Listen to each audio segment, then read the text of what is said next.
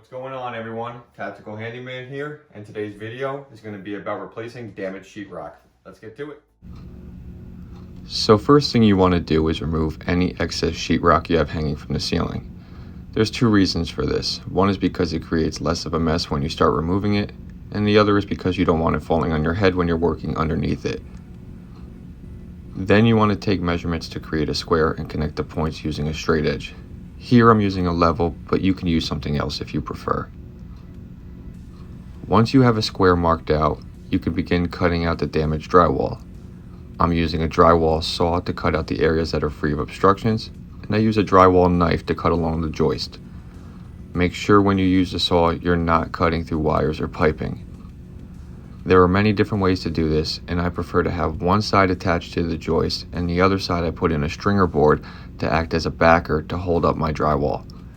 By doing it this way, the size of the repair can be much smaller than it would be if you're spanning the repair to 16 or 24 inches on center. Also, please wear a mask when you do repairs such as this. I should have, but I forgot. This house was built over 60 years ago, so asbestos is more than likely used in the building materials of this house. Once the damaged drywall is removed, clean the area of debris and prep for installation.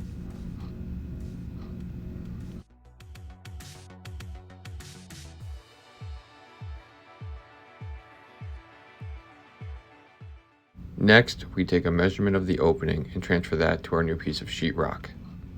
The opening to the ceiling was not a perfect square, so I had to make some minor adjustments. A lot of hardware stores now sell 2x2 repair boards, so you don't have to buy a full 4x8 sheet of drywall.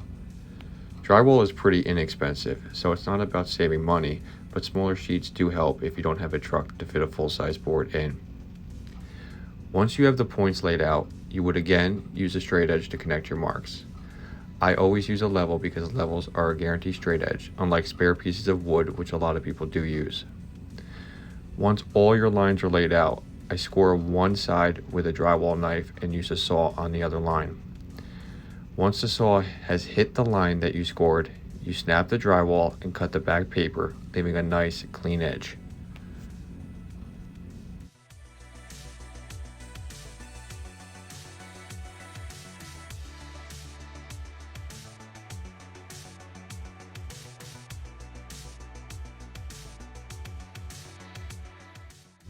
So now that we have the drywall cut, we can install it. I didn't show the install of the stringer board, but if you look at the right side of the drywall, you'll see two screws. Those screws are securing a 12-inch 1x4 board that acts as a backer or joist for my old and new sheetrock to screw to. Be sure to screw the old sheetrock back to the joist when doing a patch job like this. The reason I'm replacing this is because an HVAC contractor accidentally put his foot through the ceiling. This caused the old drywall to become detached from the joist. Securing the old and new sheetrock back to the joist creates an even surface for applying joint compound. If you look and wonder why it's taking me so long to screw this small piece of drywall up, it's because the old drywall is detached and the two pieces are not flush with each other. I'm trying to get them as close as possible so I don't have to apply a lot of mud, making a bigger mess and more work for myself.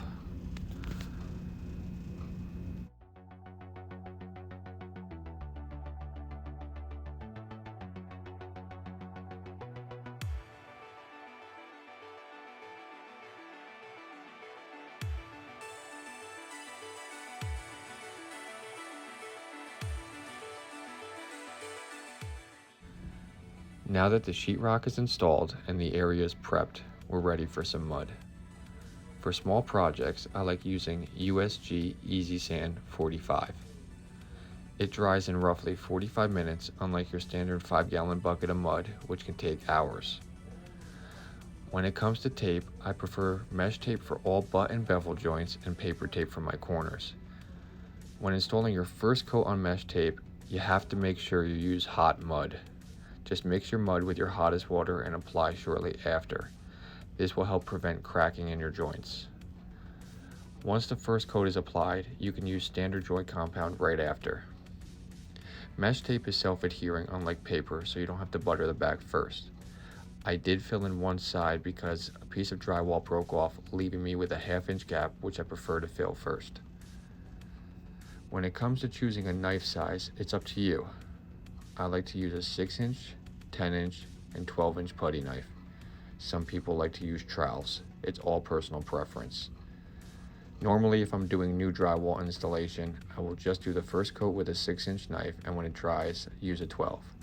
For this small job, it doesn't really matter, especially with butt joints, because butt joints have to be feathered a substantial amount. Just make sure you get a lot of mud inside the joint so it has proper adhesion. And be sure to lay down a drop cloth underneath you because mud can get messy.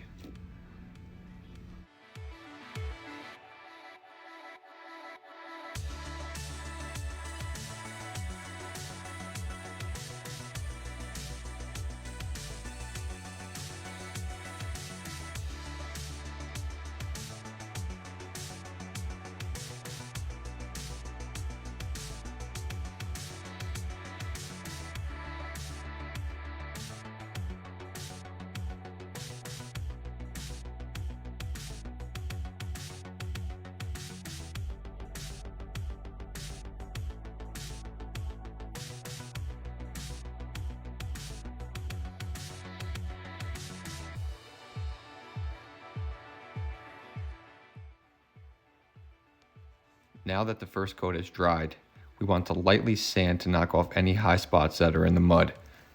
I keep sanding to a minimum between coats. Overall, if you tape correctly, you should barely have to sand anything at all.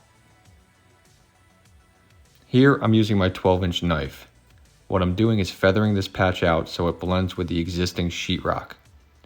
If you don't feather or spread the mud out, the patch would be noticeable.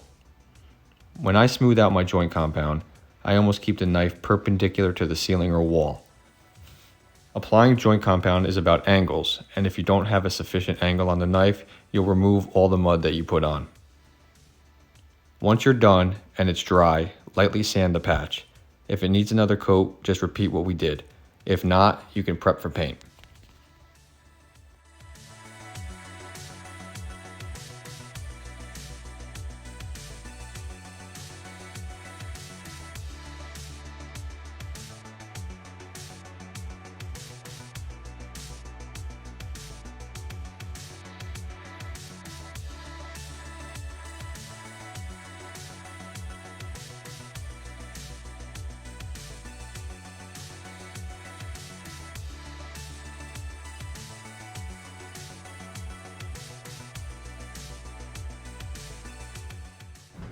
Thanks for watching. I hope you enjoyed and I hope you learned something.